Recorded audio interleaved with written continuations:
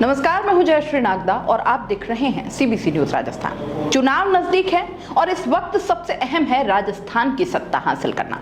येन केन प्रकारेण, इसका मतलब मुझे आपको समझाने की जरूरत नहीं है। पिछले चुनावों में जो रणनीतियां अपनाई गई चुनाव जीतने के लिए, अगर उसका आप अध्ययन करेंगे तो आप स्वयं समझ जाएंगे कि ऐसा मेरा मानना है, क्योंकि मुझे यह पता है कि आप समझते सब हैं, बस समझना है या नहीं यह तय करने में जरा देर लगा देते हैं और शुतुरमुर्ग बन के बैठ जाते हैं। बहरहाल बड़ी बात यह है कि हाकम अब सीधे तौर पर राजस्थान की राजनीति में उतरने वाले हैं। अशोक गहलोत की जादूगरी कहीं इसका कारण तो नहीं कि स्वयं प्रधान सेवक को किसी राष्ट्रीय अध्यक्ष या मातहतों पर भरोसा न करते हुए चुनावी बागडोर को अपने हाथों में लेना पड़ा है। खबर यह भी महत्वपूर्ण है कि इस बार भाजपा केंद्र के ही मुद्दे और प्रधानमंत्री मोदी के चेहरे पर ही चुनाव लड़ने का मन बना चुकी है, ताकि लंबे समय से चली आ रही चेहरों की जो खींचतान है उसे पीछे रखकर चुनाव के लिए हर कार्यकर्ता तन मन धन से जुट जाए। वैसे अगर आप देखेंगे तो राजस्थान बड़ा खुशनसीब है कि एक रिकॉर्ड यह भी बन गया है कि आज तक किसी प्रधानमंत्री ने विधानसभा चुनावों में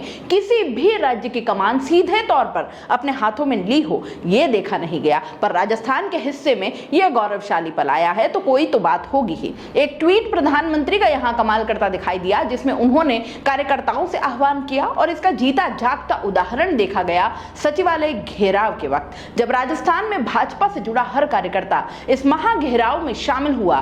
4.5 सालों की अवधि में भाजपा इतनी आक्रामक पहले कभी नहीं दिखी, लेकिन प्रधान सेवक के एक ट्वीट ने जैसे उनमें नई ऊर्जा का संचार कर दिया हो। वैसे बात यह अलग है कि गहलोत पहले भी कई बार उनसे विनती कर चुके हैं, जब सांप्रदायिक माहौल बना हो कि आप आह्वान करें, जनता से शांति बनाए रखने की अपील करें, लेकिन तब हमारे माननीय प्रधानमंत्री जी जरा बिजी थे और ऐसा नहीं कर पाए। खैर, अब जब कमान अपने हाथों में ले ली है, पिछले 4.5 साल से राजस्थान में कांग्रेस की सरकार है। एक समय था जब कांग्रेस देश में केवल 2 राज्यों राजस्थान और छत्तीसगढ़ में ही सत्ता में रह गई थी।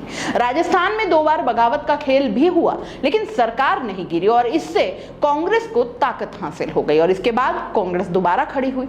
हिमाचल, कर्नाटक जैसे राज्यों में जीत दर्ज की और अब इस ताकत को खत्म करना भाजपा के लिए बेहद जरूरी हो गया है। राजस्थान में पूर्व मुख्यमंत्री वसुंधरा राजे सहित 4 बड़े केंद्रीय मंत्रियों और स्थानीय स्तर पर नेता प्रतिपक्ष राजेंद्र राठौड़, उप नेता प्रतिपक्ष सतीश पुनिया और प्रदेशाध्यक्ष सीपी जोशी को सीएम फेस के लिए रेस में माना जाता है। सीएम अशोक गहलोत और कांग्रेस इसे लेकर कई बार राजनीतिक कटाक्ष भी करते रहे हैं। ऐसे में यहां बड़े नेताओं के बीच खींचतान और सीएम फेस को लेकर कश्मकश बिल्कुल खत्म करने के लिए ही स्वयं पीएम मोदी ही मोर्चे पर अब नजर आएंगे। उन्हीं के चेहरे और केंद्र की योजनाओं पर रणनीति पर चुनाव लड़ा जाएगा। भाजपा की कांग्रेस सरकार पर पिछले 4.5 सालों में जो भी हमले करने की रणनीति रही है वो जरा सुस्त सी रही है, लेकिन हाल ही में पीएम मोदी ने संसद में मणिपुर के साथ राजस्थान का नाम जोड़ा तो कांग्रेस को बेचैन कर दिया। आप सवाल करेंगे मणिपुर और नूह के बारे में, बदले में जवाब आता है राजस्थान, छत्तीसगढ़। सवाल के बदले सवाल का चलन अब जरा बढ़ गया है, जवाब देते किसी से बन नहीं रहा। इसी तरह से जब वे बीते सप्ताह सीकर में सभा को संबोधित कर रहे थे तो उन्होंने लाल डायरी का जिक्र करना भी वो नहीं भूले और इसी बीच विधानसभा में रेप और महिला अत्याचारों में राजस्थान के अव्वल रहने का मामला भी उठा।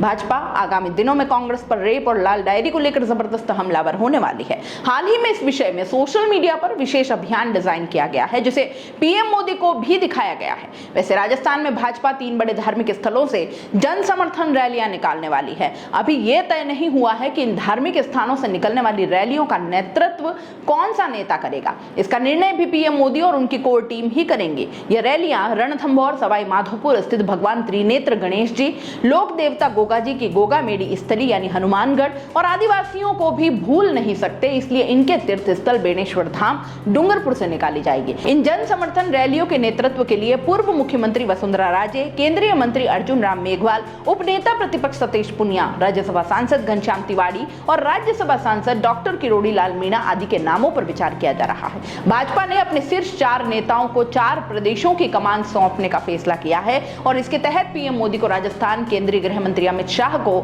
मध्य प्रदेश, राष्ट्रीय अध्यक्ष जेपी नड्डा को छत्तीसगढ़ और राष्ट्रीय संगठन महामंत्री बीएल संतोष को तेलंगाना की कमान सौंपी है। इन चारों राज्यों में विधानसभा चुनाव होने वाले हैं। खेल बहुत होंगे, आप भी यही हैं, हम भी यही हैं, बताते रहेंगे।